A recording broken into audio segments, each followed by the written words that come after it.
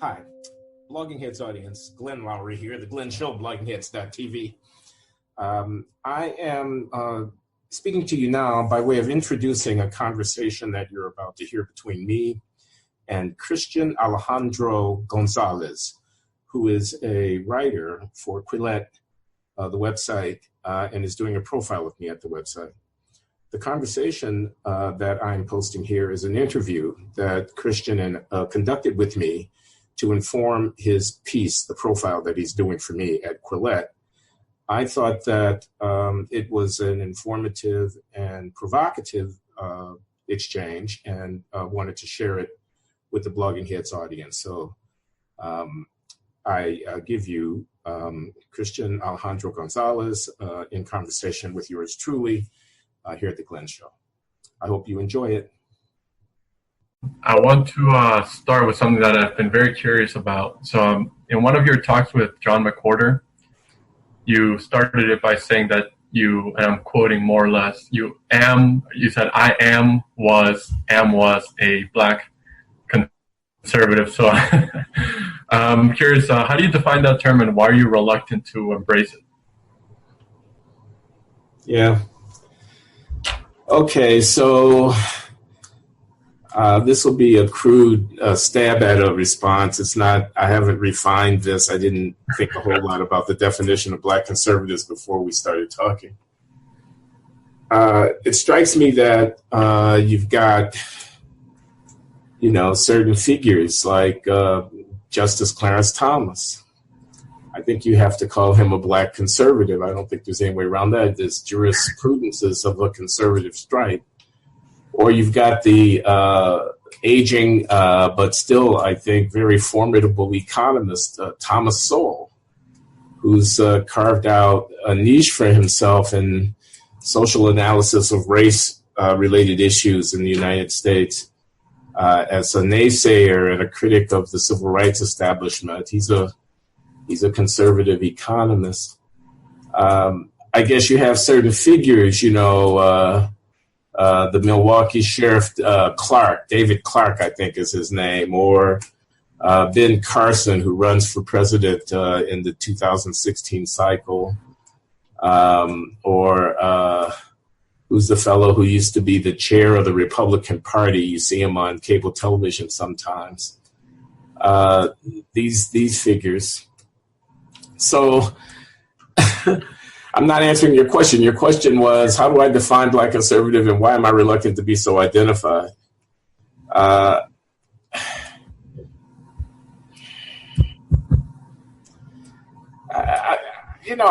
don't think there's anything different about being a conservative if you're Black than if you're not Black. I think I don't want to say Black conservative as a category distinct from conservative. So I guess my definition is that Black conservative is a conservative who happens to be Black.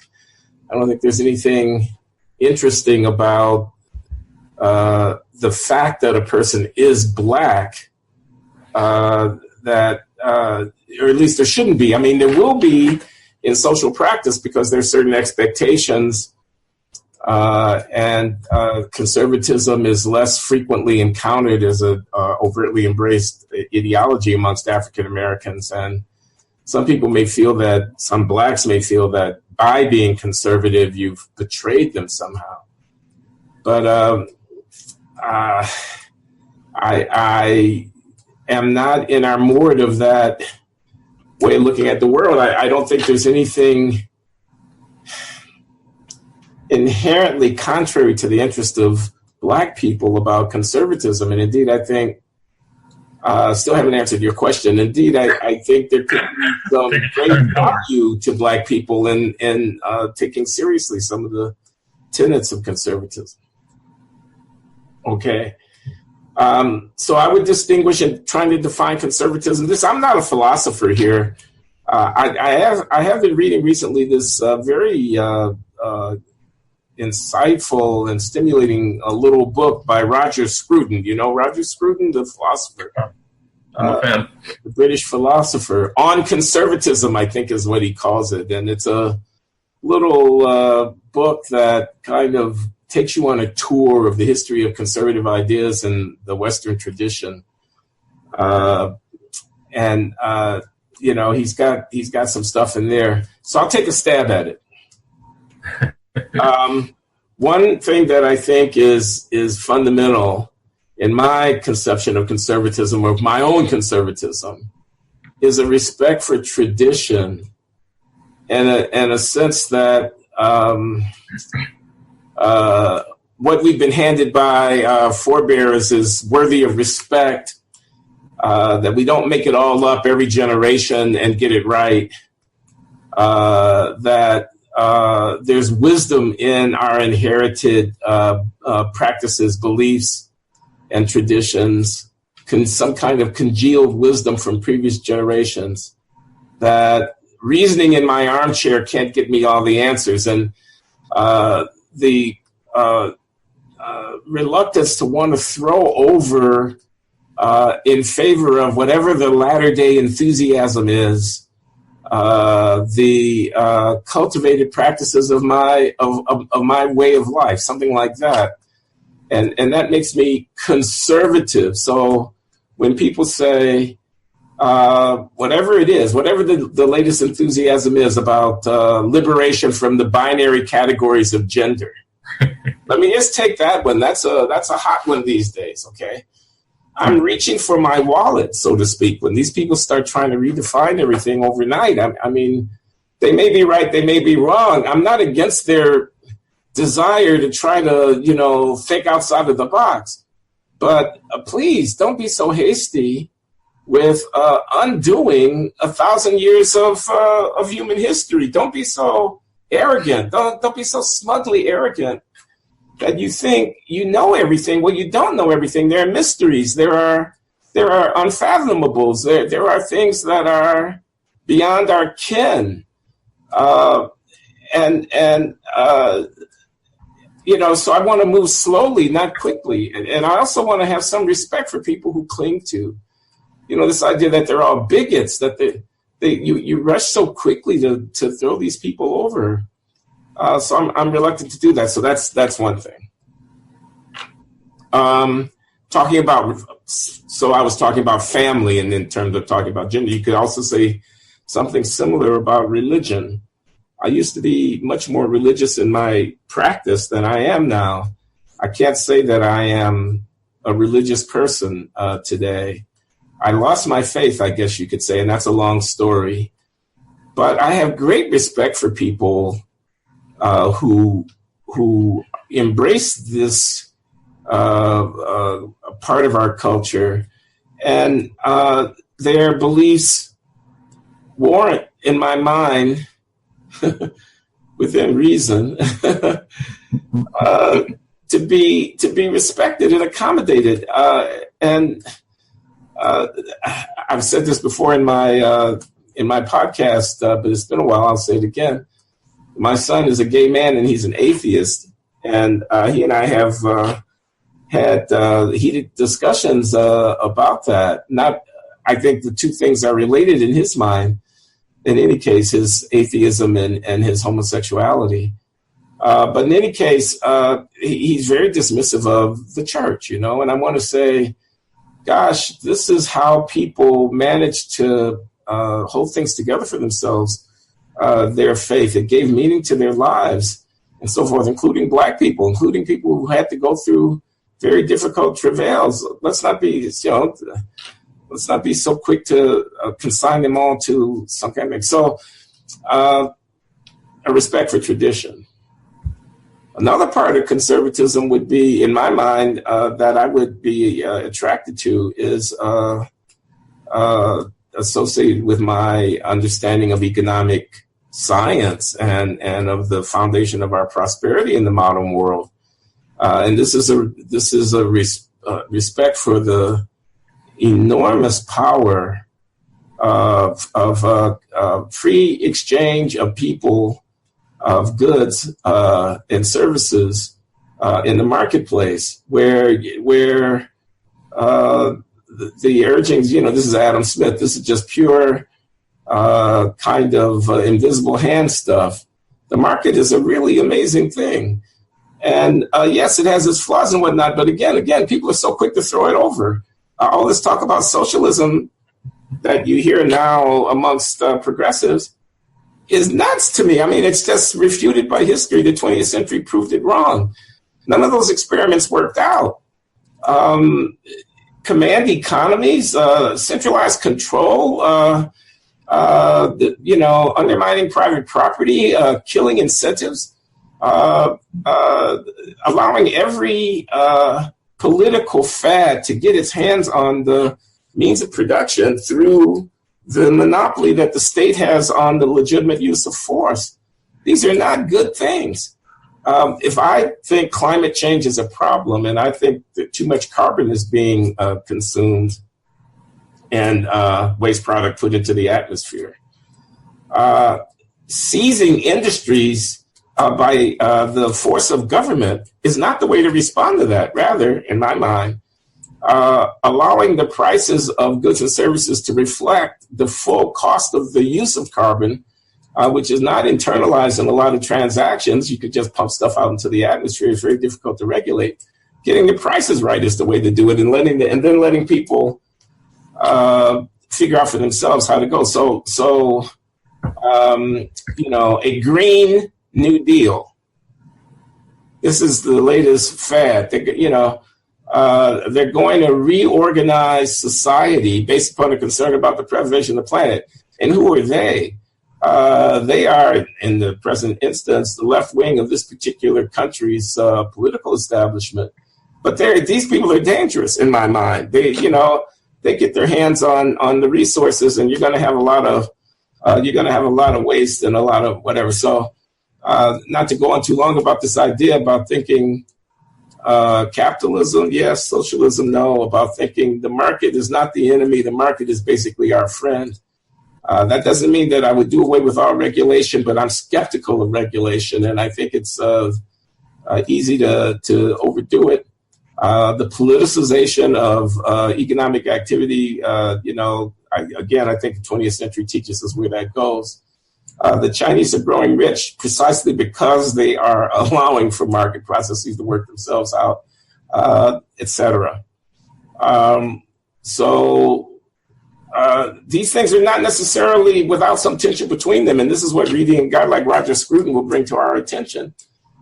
Respect for tradition might mean that I don't want to allow an unfettered market to overturn everything in pursuit of profit, everything including some of these ways of life that we try to preserve that we've come to value through the cultures that we've inherited from the past. I'm not a libertarian. I'm not a laissez-faire type absolutist over here. But within the context of contemporary political discussion in the United States, I find myself to the right of center. Tax the rich. Wealthy corporations, this is all rhetoric to me. Corporations actually are people. They're shareholders. They are their employees, and they are their customers. The corporation is just a legal fiction. Nothing happens to, quote, corporations that doesn't affect people. There's no free lunch. The money doesn't just fall from the sky. I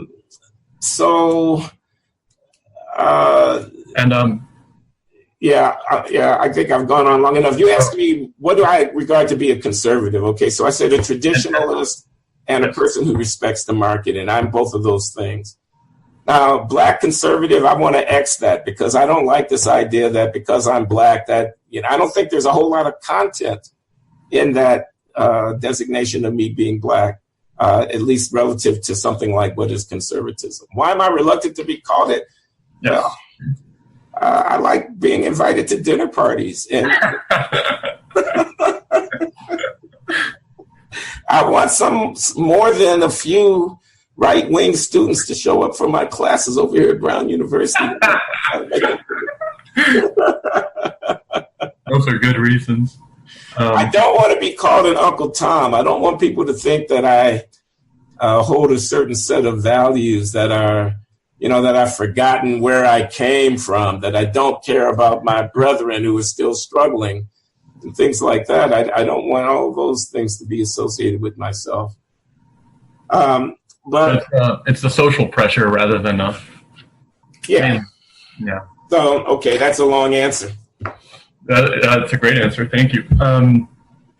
Somewhat related, you I think you've spoken about your journey. You were on the right, then you were somewhat on the left, and then now you're back here. And I've read some of the Anatomy of Racial Inequality, and I don't get a conservative take on it from that book, if there is such a thing.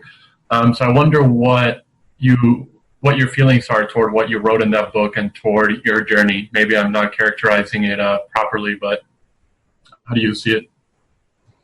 Yeah, that's a fair question. I like the Anatomy of Racial Inequality, Harvard University Press, 2002, based on some lectures I gave at Harvard in 2000. Gosh, that's coming up on 18, 20 years now.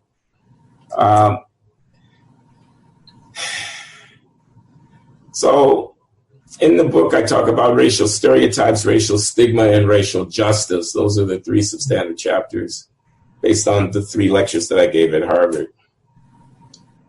I don't think I changed very much today what I had to say about racial stereotypes, where I was just trying to make the observation that because what we call race is rooted in visible markers on human bodies that others can recognize, the effect in society of racial distinction and racial difference will work in part through the suppositions that people make about other people based upon how they look. They'll form judgments or, estimates or whatever. How likely is it that someone I see on a dark street at night is a threat to me? That might be influenced by the race of the person, also the age, the gender of the person whom I see. In a lot of economic transactions, I tried to argue it's uncertain. The person making a decision doesn't know a lender whether or not a loan is going to be repaid, a landlord whether or not rent is going to come in a timely fashion, a police officer whether or not someone who's a suspect is carrying a weapon. These are unknowns which it may be important. A cab driver, will this person, if I stop for them, cause me some trouble? All of these are things that people are concerned about, rightly concerned about, and they may be informed under certain circumstances when decisions have to be made. So there's a stereotype. I took the position that this was an intrinsic part of social life and not necessarily a good or a bad thing in and of itself. And in any case, an inescapable practice that you were going to have great difficulty rooting out in every instance. And so worthy of study, and I tried to argue that it could work to the detriment of a disadvantaged population like African Americans and could feed into a kind of reputational, dead end where in a self-fulfilling way, people had negative beliefs that would come to be fulfilled because the incentives that those negative beliefs created, et cetera. I could go into the details, and I don't want to spend too much time responding. I was just trying to say, what is there in the Anatomy of Racial Inequality that I would affirm without qualification today? And that is certainly part of it. I talked about racial stigma. I said there was this inescapable residue of the fact that African-American identity originates in slavery in the United States, and that the ideological justification for the practice of slavery necessarily required some kind of diminution of the sense of the worth of the people who were held in that condition. After all, we are a democratic republic affirming Enlightenment ideals founded on the idea of all people being created equal and so forth. And yet we have these institutions attendant to the practice of commerce in human beings. Those human beings are of African descent.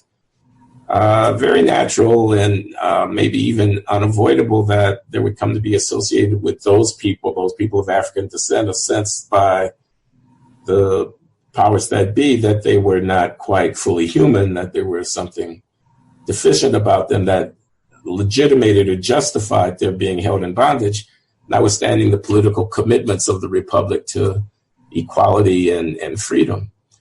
So my argument was that fact, and I do think that's a fact, I think there's plenty of evidence supporting that view, had a long kind of consequence that continued into the present day, and that helped to account for the persistent disadvantaged position of African Americans. I still think that is true as far as it goes, but I wouldn't rest so much on it as I did in that book. It was a very important part of the argument of that book. And I think that I would put much less emphasis on the determinative consequences of this legacy of racial stigma, which is there. Something I didn't say in the book, but which is true, is that the reputation and impression, the judgments and sort of social position of African Americans, of blackness within American society, is not simply a product of history, of the legacy of slavery, Jim Crow segregation, and so on, but it's also a consequence of the ongoing achievements and failures and deficiencies and conduct of African Americans in contemporary life. Let me not be obscure. If a police officer thinks that Black youth in a certain situation are more likely to be criminal, that's not only because this is America and in 1920 or 1890 there were lynch mobs, or there was a chain gang, or convict labor was practiced, or there was some racism. Of course there was. It's not only a consequence of that history, it's also a consequence of the behavior of some people who are engaging in criminal activities, who are engaging in homicide, who belong to gangs, who are trafficking in drugs and so forth and so on, who happen to be Black. And this now, of course, relates to the first thing about stereotypes. This behavior can hardly go unnoticed, and the fact that it's disproportionate to the extent that it is in the African American population will also not go unnoticed, and that'll be assimilated to people's views about Blackness in some sense. And again, it's kind of futile to argue that people should compartmentalize their brains and somehow not know what they know, or not have that be present to their consciousness at certain times. And therefore, I would be less inclined to attribute the implicit bias or the profiling practices and so forth to an enduring sort of primordial Black diminution in the consciousness of others in the society that originates in slavery and is propagated through the generations, being reproduced from one generation to another in some kind of inescapable American white supremacist cul-de-sac. I'd be less inclined, as I was in that book, to lean in that direction, and more willing to open myself to the possibility that much of what one is seeing in the contemporary American scene that has Blacks perceived in a negative way is reinforced and to some degree perpetuated by behaviors characteristic of the African American population, or at least some elements of it that are vivid in the consciousness of contemporary American society. I say that with trepidation, but it's what I actually think. And it's a distinction that I would point out between Glenn Loury of today and the Glenn Loury of that book of 2002. The last thing that I would say, I've said I'm standing by my stereotype argument, I'm tempering my stigma argument. The last thing I would say, though, is about racial justice, where I offer a defense of affirmative action and a critique of color blindness as the principle guiding public policy. That's what I do in the book. I was in my, I was against it before I was for it kind of thing on affirmative action, because I used to be against affirmative action. No, wait a minute. Originally, I was for it back in the 70s. Then in the 80s, I was against it when I was a Black conservative Reaganite type. I was really against it.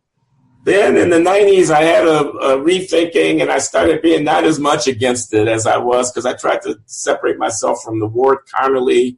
That's the advocate of race-blind policies, African-American businessman in California, responsible for Proposition 209 in California, the ballot initiative that bans affirmative action out there. Shelby Steele, Clarence Thomas, who's been very outspoken at the court against affirmative action. And so when I wanted to separate myself from those guys, so I was kind of like for affirmative action, having been against it, having been for it.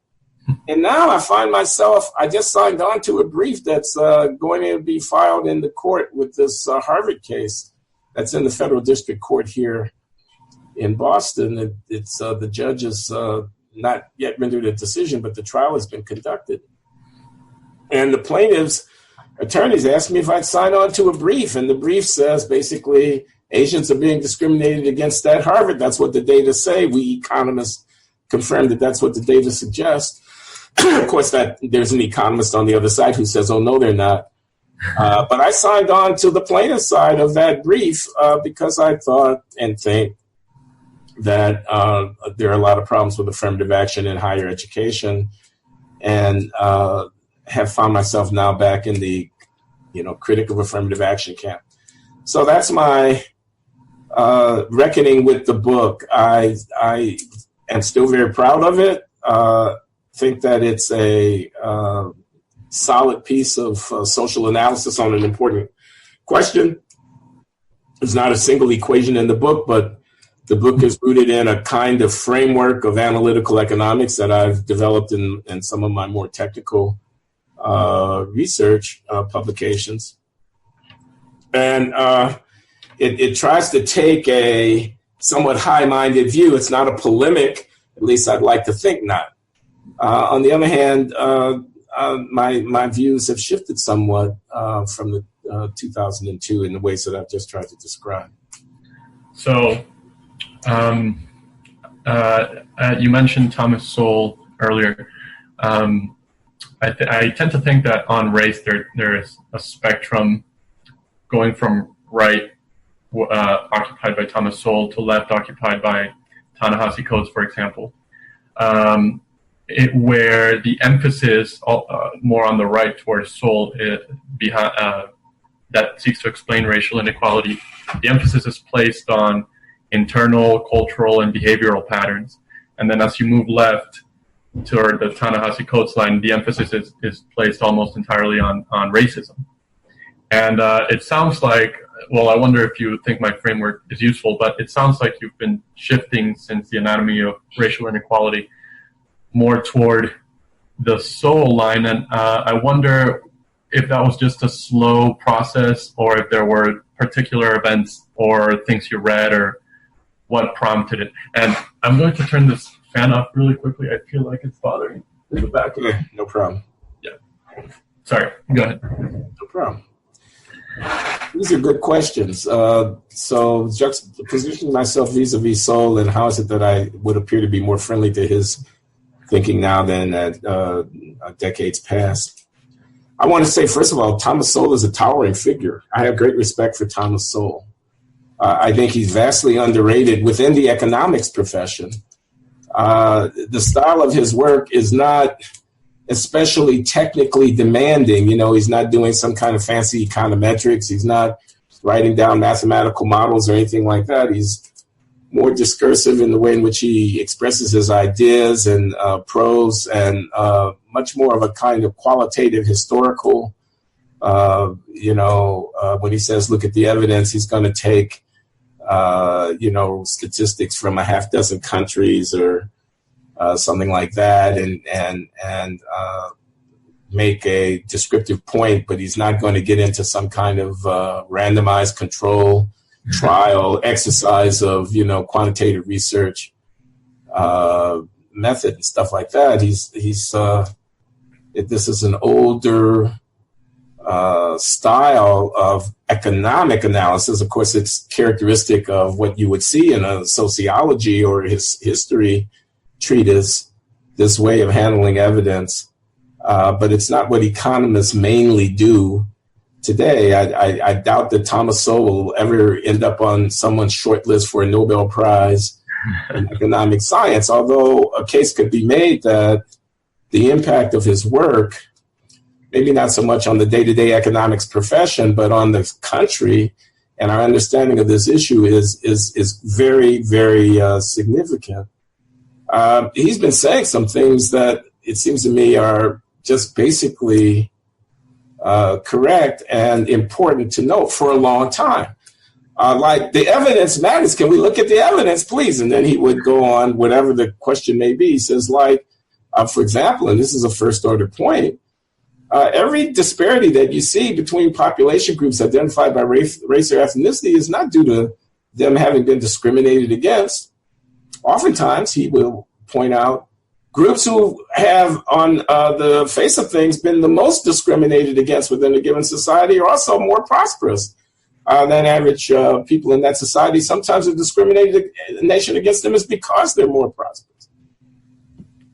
Yes, he would say, and I agree with this, and maybe I've only come to understand this point relatively late in my own life. You can't have two things at the same time. One of them is that you want to affirm the distinct identity and character of a population subgroup as being worthy of respect and attention unto itself. So they're blacks, or they're Jews, or they're Armenians, or whatever. And yet assert, too, that there are no cultural differences between the populations worth note or relevant to any outcome that we care about. Excuse me. What is it that makes these groups distinct and worthy of our attention, but for the fact that there are values, practices, patterns, traditions, behaviors cultivated within them, characteristic of them, to some degree distinct from other groups? Maybe this is more Loury than Sowell, but this is kind of what I take out of, one of the things that I take out of Sowell is, ethnic difference, racial difference, is reflected not merely in the external characteristics that might mark off one population subgroup from another, but also in the internal practices, customs, culture, characteristics of those groups, which has economic consequences. All right, I'm going on about Sowell. You really asked me about my relation to Sowell's thought, but I wanted to get on the record here that I have a great respect for what is now a half century of intellectual labor of Thomas Sowell, pretty much focused on this question of race and inequality, and he doesn't get as much respect as he should get for the towering figure that he has made himself in this area. I think one of the things that has to be said is that, and this is, a young fellow like your friend Coleman Hughes is finding this out as he goes along. This is very contentious, very political subject. And you get a reputation, if you differ. For example, if you say you think that welfare, public assistance, the rules by which people are able to get access to resources through the state's transfer programs, assistance to families with needy children, disability payments, unemployment insurance, and old age payments, Social Security, and so forth and so on. I think those have to be included within that. But if you say that the provision of resources to unwed mothers with young children on terms that basically don't require anything of them other than to file their claim might be bad for the social health of a population group, might induce dependency, might promote single parenthood in African Americans, which has its own social negative social consequences, might retard people's taking responsibility for their own lives and exerting the effort that they need in order to be able to get control of their lives, is a double-edged sword, is motivated by compassion, but could turn out to have unintended negative consequences. If you say that, there are a lot of people who will just write you off, who just, no longer take you seriously. Now, if you become identified as the kind of person who says that thing, not just about the possibility of public assistance undermining the integrity of social institution or the commitment to improvement and effort on the part of individuals who are beneficiaries. But you say the police officers have a difficult job maintaining law and order in a community. And, you go on, you see where that's going to go. We need the police officers. Murder rate in New York City is down from 25 years ago when it was over 2,000 people per year to under 500 people per year. You know who those people are? They're mostly male, they're mostly poor, and they're mostly non-white. That's who gets murdered in an American city like New York. You take that murder rate down from over 2,000 to under 500, you've saved a lot of Black lives. Now, I thought you thought Black Lives Matter. You say something like that. Or you say, well, let's take a good look at who's getting into Harvard. Blacks are about 12% of the population. They're about 12% of the students who are being admitted to Harvard in any given year. Oh, I see. Blacks right there. Population proportionality. Yeah, but there are 2% of blacks are scoring in the top 20 percentile of academic preparation, and more than half of blacks are in the bottom 20 percentile of academic preparation amongst the people who apply to Harvard. How is it that blacks are so poorly represented at the top of the applicant pool in terms of academic qualifications and so overrepresented at the bottom, and nevertheless showing up in population proportionality amongst the students? And you say something like, maybe all those kids are not really well equipped to prosper at a place like Harvard. Maybe they'll end up clustering in the bottom of their classes. And then you say something like, oh, no, they won't, because the professors would never dare to give those kind of grades to their black students. And so now the very integrity of the assessment of student performance is being undermined by the corrupting consequences of relaxing admission standards in order to achieve population racial proportionality in the student body. If you were, this is all very hypothetical. I'm not saying it. I'm just saying if you were saying it. Anyway, you see what I'm getting at here? What I'm getting at here is that when they get finished with you at Twitter for being a black conservative, there's not very much left of your reputation. Like I said, I like getting invited to dinner parties. I'm sure you'll get a lot of dinner party invitations from right-wingers if you say that, but not much else. Yeah, that doesn't help very much. If I were a younger man, Christian, I would say I like having girls want to go out on dates with me. And it's just too high a price to pay for my intellectual integrity to have my sex go in the toilet. But now that I'm not a younger man and that I'm happily married to the only woman that I have eyes for, that's not as much of a factor as it used to be some decades ago. Right.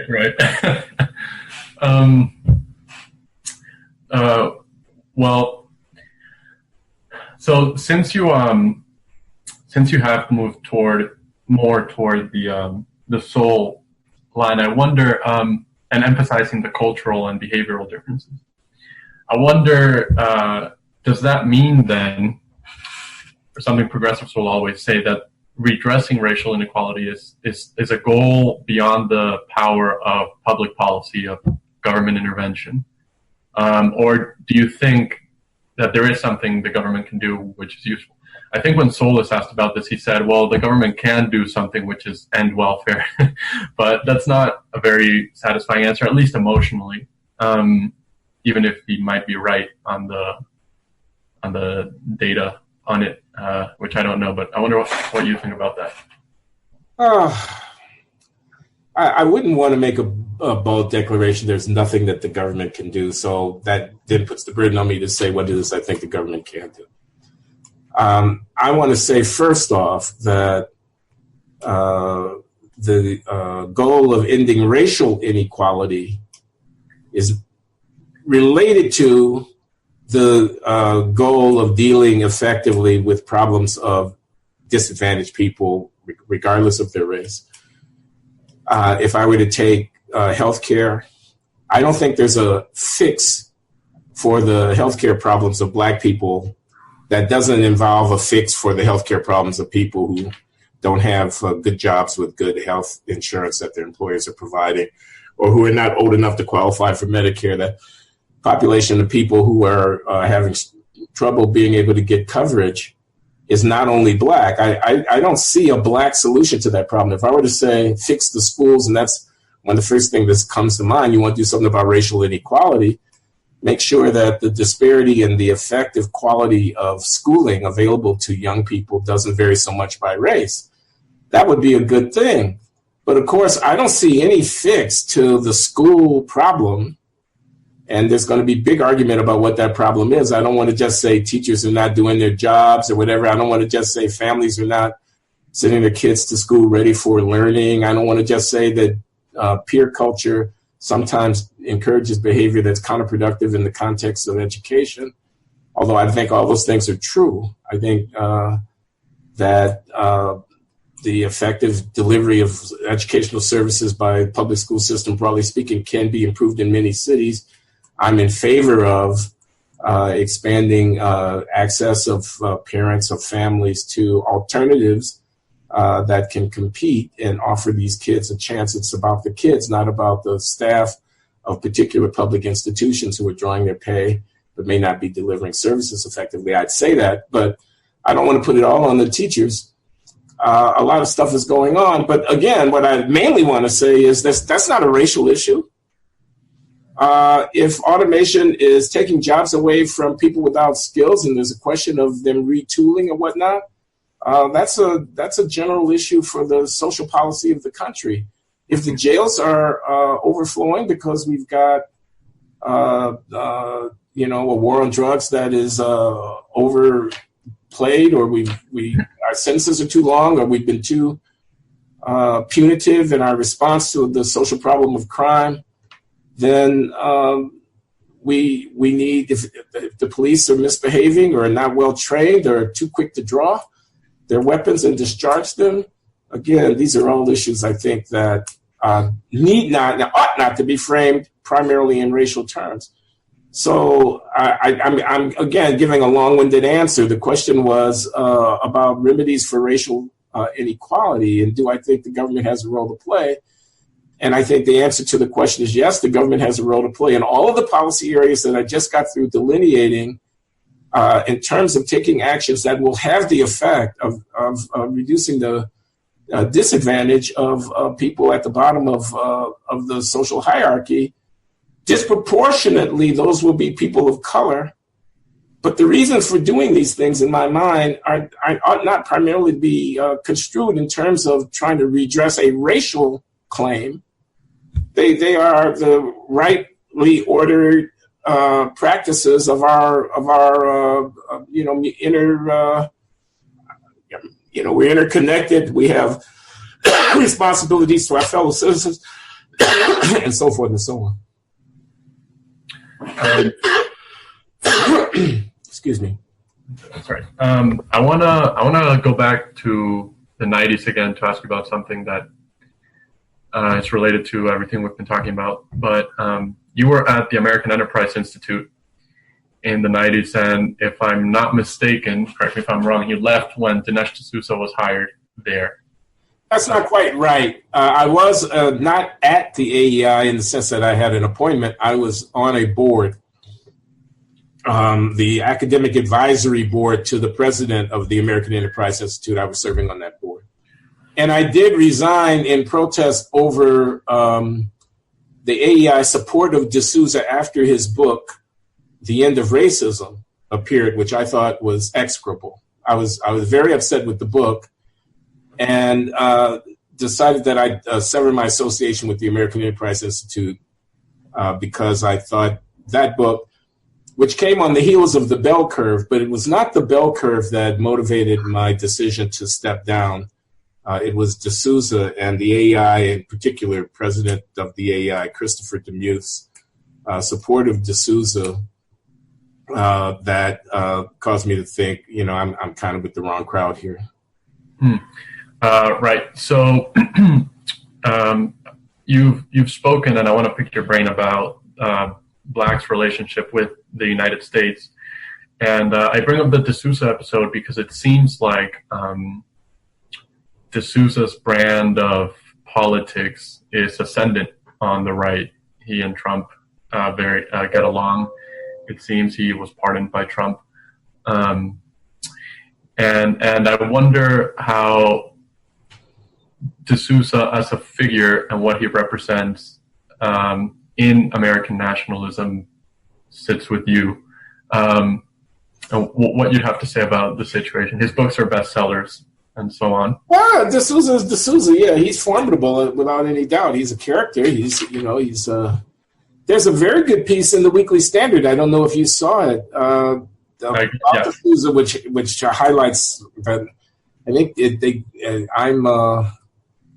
I'm given the honor in this piece of having been an early critic of Dinesh D'Souza, because I didn't like The End of Racism, which was published, if I'm not mistaken, in 1995 or 96. I'm pretty sure I'm right about that. It was published after The Bell Curve. I think it was 95, but it might have been 96. But in any case, I'm not a big fan of that book. In fact, I hated it, and I said so at the time, and I criticized Mr. D'Souza for being a provocateur and for playing fast and loose with some stuff that I thought was really very serious and needed to be treated more seriously. This was stuff about the problems of race and racial inequality in the country and what to do about it. But nationalism. Okay, so I take from your question, and you associate him with Trump, that there's a brand. You didn't say Steve Bannon, but I assume that name would have to also come up. That there's a way of thinking about American nationalism nowadays that is unsavory, maybe racist, certainly jingoistic, and not something that one, or self-respecting African-American intellectual like myself, should want to be associated with.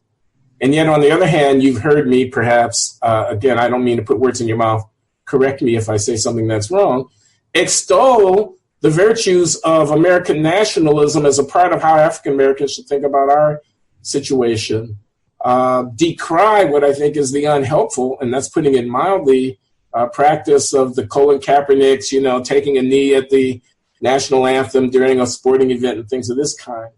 And criticize the reflexive anti-Americanism, that puts it sharply, but I think it's accurate.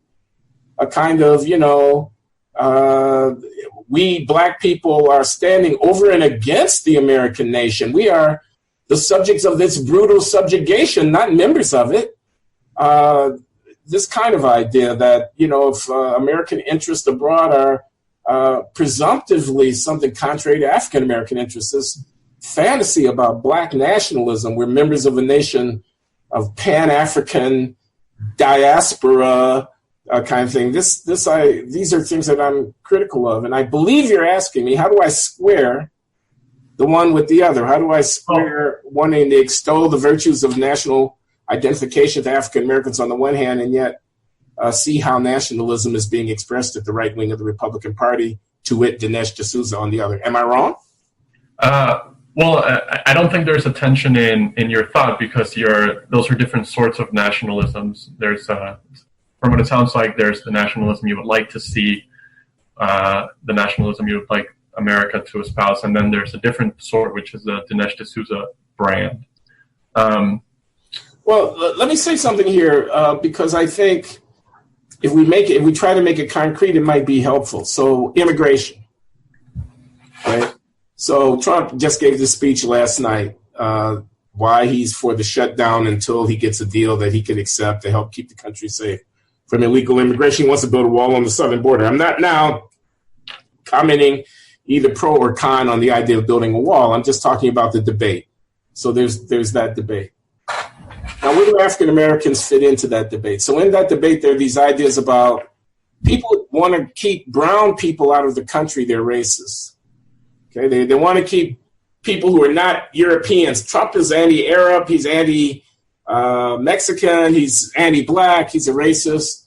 Bannon, or anybody who says that this is a European civilization that's playing itself out here in North America, or even, God forbid, a Christian civilization, will be labeled as a racist and so on. And of course, black people, being black people, the descendants of slaves, are anti-racist. Okay, and therefore, black people, being black people, descendants of slaves, are supposed to identify with the non-white would-be migrants who want to come across the border without authorization. And therefore, black people, of course, can't have a problem with sanctuary cities or sanctuary states or a essentially open border posture vis-a-vis the immigration issue. If you're a progressive African American, if you're a civil rights advocate, if you're somebody who went to law school and then came out thinking that as an African American you were going to make the world a better place for justice, you have to be pro-immigrant. You have to be anti-border security and so forth and so on. And you have to appropriate the moral intuitions and authority that come from the racist treatment of African Americans, appropriated to a defense of the tolerant of immigration, pro-sanctuary city, against any kind of assertion of American national integrity at the border policies of the Republican Party. Well, I don't accept that. I don't think that's right at all. I think if you read Roger Waldinger's book, How the Other Half Works, which is a careful sociological study of the low-wage labor market in Los Angeles at the end of the 20th century, he studies and interviews employers and workers in a dozen industries: construction, restaurants, garment, textiles, hotel, and so forth, and so on, other industries I can't remember, furniture making. He's got very detailed data. And the issue is, how does the labor market work if you're a high school graduate in the greater Los Angeles area? And the answer is, immigrant labor is a driving factor in that market, and it displaces or certainly impedes employment opportunities for domestic low-skilled workers, many of whom are black. Now, I didn't say it was bad. I just said it had effects. The idea, I don't believe it. I'm an economist. I've read these papers. I'm not persuaded. I know that there are some studies that claim that the net effect in the labor market is not that great, but there are other studies that claim that it is substantial, and then there's also common sense, and there's case study. And when I look at the evidence, I'm not saying it's the main factor, but I'm saying it's a factor in impeding employment opportunities for low-skilled, incumbent, domestic, indigenous workers. Low-skilled immigration competes for the sum of the same jobs. I didn't say build a wall. I didn't say don't let people in.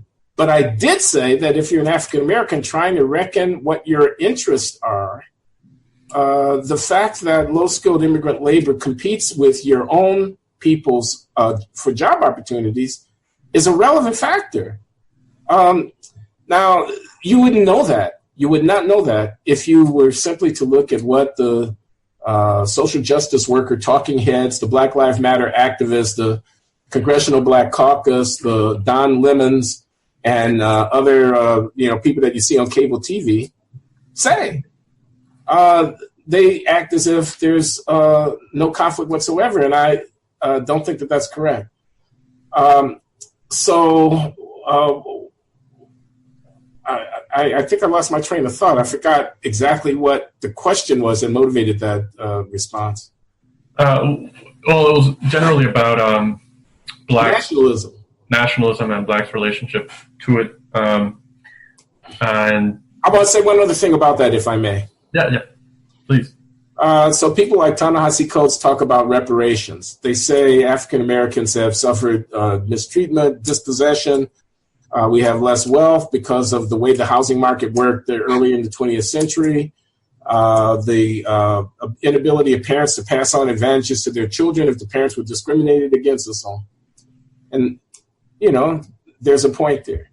And so the claim is there's a case for reparation. Okay, well, what I want to ask is, what could that possibly mean other than we're appealing to our nation to make circumstances right in virtue of a kind of historical transgenerational obligation that adheres in the present day.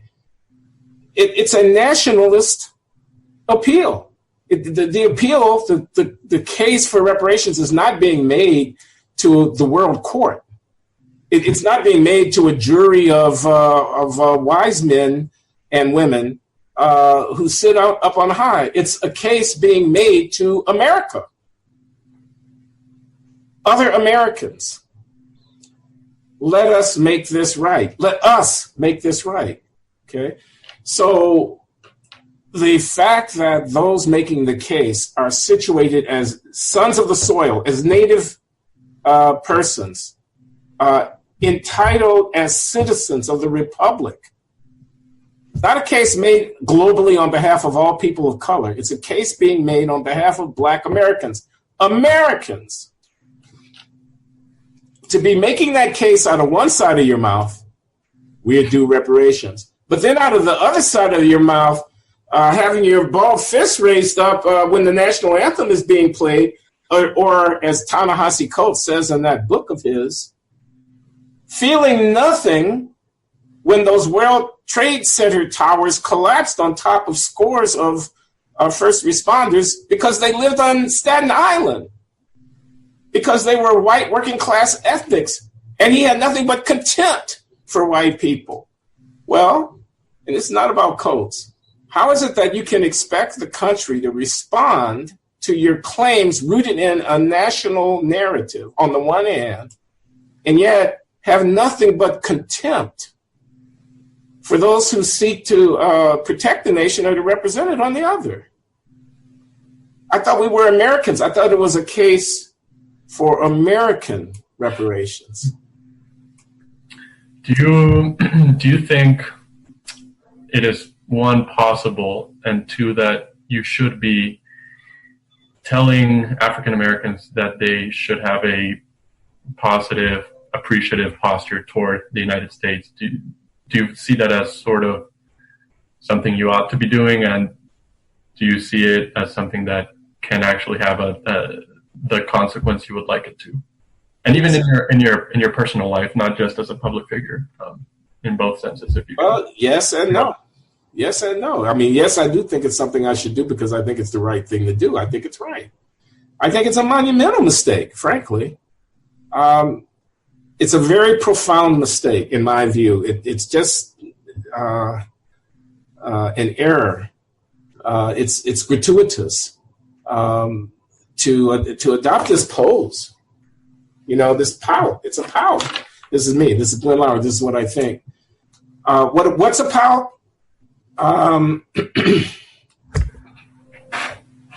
America is overrated. America is a bandit, is a gangster nation. America is run by war criminals. American capitalism is rapacious. America is nothing but hypocrites. They dropped the bomb on Hiroshima. They exterminated the Native Americans and they enslaved the Africans. White supremacy ruleth here. Why should I want to fight and die for such a country? I don't want to fight and die for it. I don't even want to stand while the anthem is being played for it. That posture, the posture that says that the people who would spit in the eye of the country are the ones who best represent our aspirations. The posture that identifies unreflectively with people like Hugo Chavez and Fidel Castro, world historic figures pointing the way toward the future for people of color. Really? That posture, that's a mistake. That's what I think. Yeah, I'm obliged to say it. I should, if I want to have integrity, say what I think is right. On the other hand, no, I don't expect that it's going to get much of a hearing at all. I mean, my sense of the way the culture is going and of the absolute control that left of center elements have on the narrative of African American striving is that if you say, give me Martin Luther King over Malcolm X any day of the week, you'll be laughed out of the room. Okay? If you say African Americans are overrepresented in the U.S. military serving their country, and that's a good thing too, again, there'll be snickers.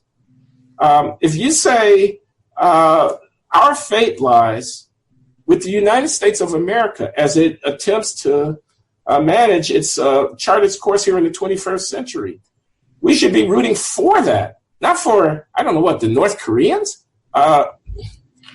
whatever. Okay, find somebody who had something good to say about Kim Jong. I can't even remember the guy's name. Anyway, never mind. Let's scratch that, editors. that little interview. Anyway, yeah, I think I'm obliged to say it, but I don't think it'd have much impact whatsoever. I think I despair of the ability to influence the mainstream discussion with calls to a kind of American patriotism aimed at African Americans. People will laugh me out of court. They'll think it's silly. I also think Clarence Thomas, having served on the Supreme Court for a quarter century, wants to be referred to as something other. Matthew Dowd, this is the news columnist at ABC, the commentator, says we've got two sexual predators on the U.S. Supreme Court, by which he means Neil Gorsuch and Brett Kavanaugh, excuse me, exactly, thank you, and Clarence Thomas. They're referring to Clarence Thomas as a sexual predator? I mean, I think that's anyway, I'm mixing. How did I get from the one to the other? I don't know. I didn't have enough coffee this morning, I think. Okay. Are you,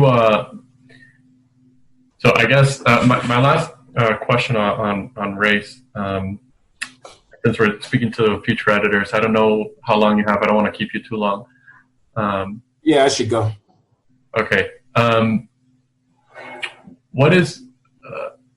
Would you say you have a goal in mind for all the work you do on race, and end that is clearly defined? And are you pessimistic about your ability to achieve it? Because I hear pessimism, at least insofar as the nationalism question goes. Well, my goal is modest. I want to only figure out what I think is the right account of what's going on, and then express it in a way that other people can see what I'm saying and make up their minds for themselves. I simply want to speak and write with clarity about these issues and have enough industry, not be so lazy as to get some stuff down on paper or get it out in the blogosphere by video and podcast. I mean, I'm happy to rely on multiple media for disseminating ideas, but I want to get clear thinking expressed well into the public arena. That's my goal. I have no illusion that doing so is going to change the world in some profound way. I do take some comfort in the feedback that I get from many, many people saying that I heard you talking about this or that, and it made a lot of sense to me. It has impacted on my life in a certain way. Please keep up the good work, et cetera, et cetera.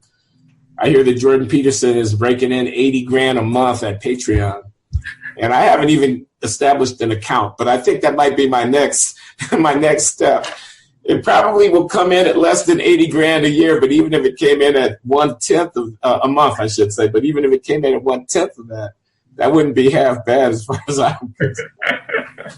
But I do not have the goal of becoming, wealthy like Jordan Peterson by going into the intellectual dark web universe.